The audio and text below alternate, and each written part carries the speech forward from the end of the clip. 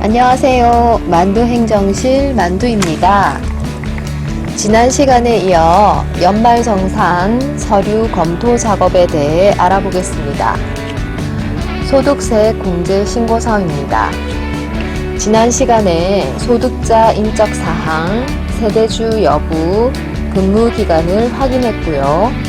인적공제 항목인 기본공제와 추가공제를 체크해 보았습니다. 그리고 자녀 출산 입양에 대해서도 체크해 보았습니다. 오늘은 1페이지 각종 소득세 공제 항목 체크해 보고 2페이지 연금보험료 공제, 특별소득 공제, 그 밖의 소득 공제 체크해 보겠습니다. 1페이지 인적 공제와 2페이지 연금보험료 공제, 특별소득 공제, 그 밖의 소득공제, 여기까지는 소득공제입니다. 소득공제란 연말정산 첫 시간에 한번 말씀드렸듯이 소득액을 공제해서 소득금액 자체를 낮추어서 세금 감면 효과를 가져오는 겁니다. 2페이지 소득공제를 하고 나면 과세표준액이 산출됩니다. 3페이지는 세액 감면 및 세액 공제입니다. 기본 개념에서 설명드렸듯이 2페이지 과세 표준액으로 도출된 세금에서 추가적으로 세금을 더 공제해주는 단계입니다. 1페이지에 있는 자녀 출산 입양 공제 또한 세액 공제 항목입니다. 3페이지 세액 공제 항목과 1페이지 자녀 출산 세액 공제를 하고 나면 최종 세액이라고 할 수 있는 결정 세액이 도출됩니다. 이제 1페이지 각종 소득 세액 공제 항목부터 체크해 보겠습니다. 보험료, 의료비, 교육비, 신용카드 등 사용액이 있는데요. 대부분의 자료는 개인별로 등록한 국세청 PDF 파일에서 그대로 끌어오기 때문에 국세청 자료가 잘 반영되었는지 확인합니다. 다만 개별적으로 등록한 자료에 대해서는 국세청에서 정한 증빙 서류를 확인합니다. 첫 번째, 보험료입니다. 연말정산 간소화 자료 외에 개별적으로 등록한 보장성 보험에 대해서는 보험료 납입 증명서 또는 보험료 납입 영수증을 제출해야 합니다. 두 번째, 의료비입니다. 의료기기 구입, 임차 비용과 국세청의 자료를 연계하지 못한 병원비 등에 대해서는 본인이 직접 나이스에 수기로 등록해야 합니다. 해당되는 교직원 본인이 나이스 의료비 지급 내역 등록 화면에서 등록하고 나이스 의료비 지급 내역서와 그것을 증빙할 수 있는 영수증 등 서류를 담당자에게 제출해야 합니다. 담당자는 국세청 연말정산 안내서 첨부 서류를 참고하여 의료비 지급 내역서와 증빙 서류를 검토합니다. 아울러 의료비 공제는 근로제공기간에 한해서 적용되므로 연도 중 입사한 분들이 입사 이전 자료까지 제출하지 않았는지 확인합니다. 세 번째, 교육비입니다. 교육비도 국세청 자료에 연계되지 않은 부분에 대해서는 본인이 직접 등록해야 합니다. 취학 전 아동 학원비, 현금으로 구매한 교복 구입비, 국외 교육비 등이 해당되고 해당되는 교직원은 직접 서류를 제출해야 합니다.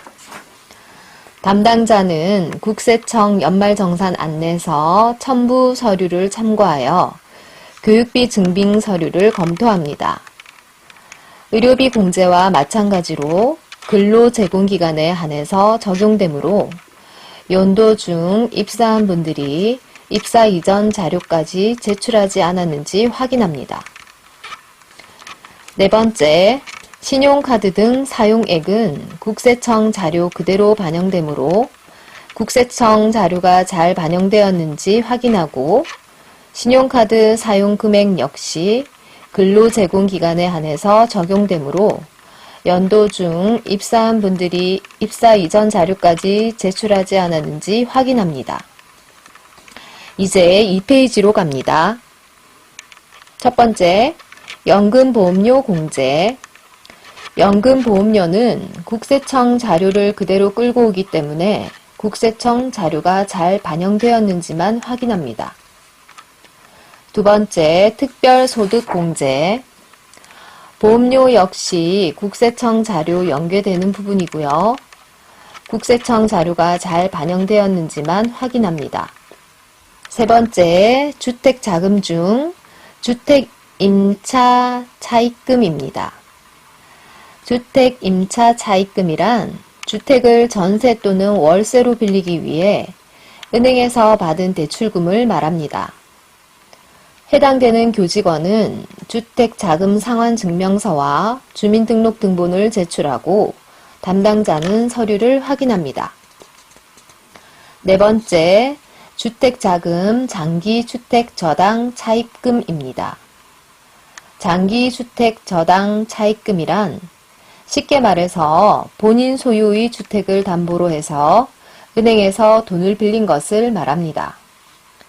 보통 우리가 아파트를 사려면 현금으로 바로 사는 경우도 있겠지만 워낙 비싸니까 은행에서 15년, 20년 상환으로 몇 억씩 빌려서 집을 구매하잖아요. 그렇게 빌린 돈으로 이해하시면 되겠습니다. 해당되는 교직원은 장기주택 저당 차입금과 관련된 서류, 장기주택 저당 차입금, 이자 상환 증명서, 주민등록표 등본, 개별 공동주택 가격 확인서, 건물 등기부 등본 또는 분양계약서 사본, 기존 및 신규 차입금의 대출계약서 사본 등을 제출하고 담당자는 서류를 확인합니다. 주택자금 공제 역시 근로제공 기간에 한해서 적용되므로 연도 중 입사한 분들이 입사 이전 자료까지 제출하지 않았는지 확인합니다. 다섯 번째, 기부금 2월분입니다. 기부금 2월액은 이전 연말정산에서 등록하지 못했던 기부금에 대해 등록하는 항목입니다. 해당 사항이 있으면 확인합니다. 여섯 번째, 그 밖의 소득공제 항목입니다. 개인연금저축은 국세청 간소화 서비스 PDF로 자료가 확인되므로 국세청 자료가 잘 반영되었는지만 확인합니다. 일곱 번째, 소기업 소상공인 공제부금은 소상공인들을 위한 공제이므로 저희는 해당이 없습니다. 넘어가시면 됩니다. 여덟 번째, 주택마련저축입니다. 주택마련저축은 국세청 간소화 서비스로 자료가 연계되는 항목이고요. 해당되시는 분은 주택마련저축 납입증명서 또는 통장사본 제출합니다. 담당자는 서류 검토합니다. 주택마련저축 역시 근로제공기간에 한해서 적용되므로 연도 중 입사한 분들이 입사 이전 자료까지 제출하지 않았는지 확인합니다. 아홉 번째, 투자, 조합, 출자 등 소득공제입니다. 해당되시는 분은 출자 등 소득공제 신청서, 출자 또는 투자 확인서 제출하고 담당자는 서류 검토합니다. 열 번째, 신용카드 등 사용액입니다. 신용카드 사용액은 국세청 간소화 자료를 그대로 끌어오기 때문에 국세청 자료가 잘 반영되었는지만 확인합니다. 다만 3월부터 채용된 신규 교사나 연도 중 채용된 분들에 대해서는 입사 이전 자료가 체크되지 않았는지 조회기간이 채용된 5월부터인지 반드시 확인합니다. 11번째, 우리사주 조합 출연금, 고용유지 중소기업 근로자, 장기집합 투자증권저축 4개 항목은 거의 해당이 안 되는 것으로 넘어가시면 되겠습니다. 이제 3페이지로 갑니다. 첫 번째, 세액 감면은 해당 사항이 거의 없으므로 넘어가시고요. 두 번째, 연금 계좌입니다. 연금 계좌 역시 국세청 간소화 서비스 자료가 연계되므로 국세청 자료가 잘 반영되었는지 확인합니다. 세 번째, 연금저축의 경우 해당자는 나이스 연말정산 연금저축 탭에 등록하고 나이스 개인연금저축 납입 명세서와 개인연금저축 납입 증명서 또는 통장 사본을 제출합니다. 담당자는 관련 서류를 검토합니다.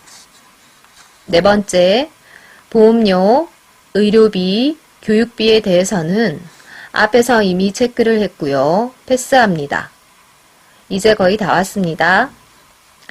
다섯 번째, 기부금입니다. 기부금에는 정치자금기부금, 우리사주조합기부금, 법정기부금, 지정기부금 등이 있고요.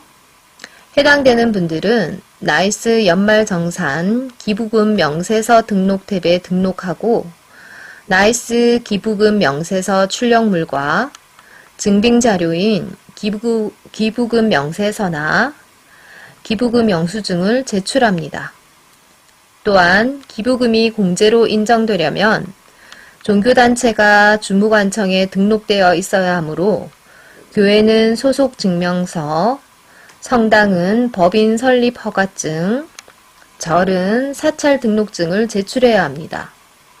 담당자는 기부 금액 입력이 정확한지 기부금 관련 서류를 검토합니다.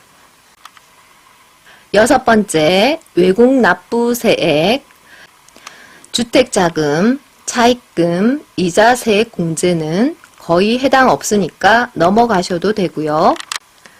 일곱 번째, 마지막입니다.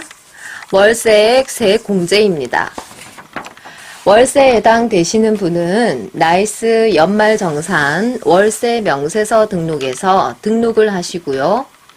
월세 명세서 출력물과 주민등록등본, 임대차 계약서 사본, 계좌이체 영수증 등을 제출해야 합니다. 담당자는 해당 서류를 검토합니다. 월세 납입액도 근로제공기간에 한해서 적용되므로 연도 중 입사한 분들이 입사 이전 자료까지 제출하지 않았는지 확인합니다. 오늘은 여기까지입니다. 수고 많으셨습니다.